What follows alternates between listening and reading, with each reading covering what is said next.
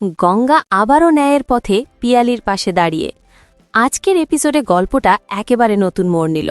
রওনাক পিয়ালিকে বিয়ে করে আবার অন্য মেয়েকে বিয়ে করতে মণ্ডপে পৌঁছে যায়।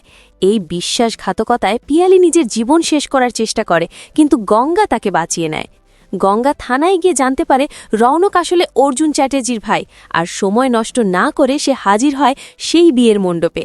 এখানেই শুরু হয় আসল সংঘর্ষ। অন্যদিকে অর্জুনের হবু স্ত্রী অহনা, যাকে আমরা গৃহপ্রবেশ সিরিয়ালের মোহনা হিসাবে চিনি, আগামী দিনের ভিলেন হয়ে উঠতে চলেছে, কারণ গঙ্গা মাঝখানে ঢুকে পড়বে আর অহনা তার জায়গা হারানোর ভয়েই আরও খতরনাক হয়ে উঠবে। চ্যাটার্জি পরিবারের ইতিহাসও এখানে বড় ভূমিকা রাখছে। অর্জুনের কাকুর অন্যায়ের শাস্তি হয়েছিল তার জেঠুর হাতে, আর সেই কাকুর ছেলে মেঘনাথ বা রুদ্র এখন সুযোগের অপেক্ষায় রয়েছে পুরো পরিবারকে ধ্বংস করার। সব মিলিয়ে গল্পে আবারও আমরা পাচ্ছি সেই অপরাজিতার ছায়া। অর্জুন সৎ ছেলে, আর তার সৎ ভাই রওনকের মা তাকে সহ্য করতে পারে না, ফলে সংঘর্ষ আরও তীব্র হবে। অডিয়েন্স হুক, গঙ্গা কি পিয়ালির জন্য ন্যায় আনতে পারবে? অহনা কি সত্যি গল্পের সবচেয়ে বড় ভিলেন হয়ে উঠবে?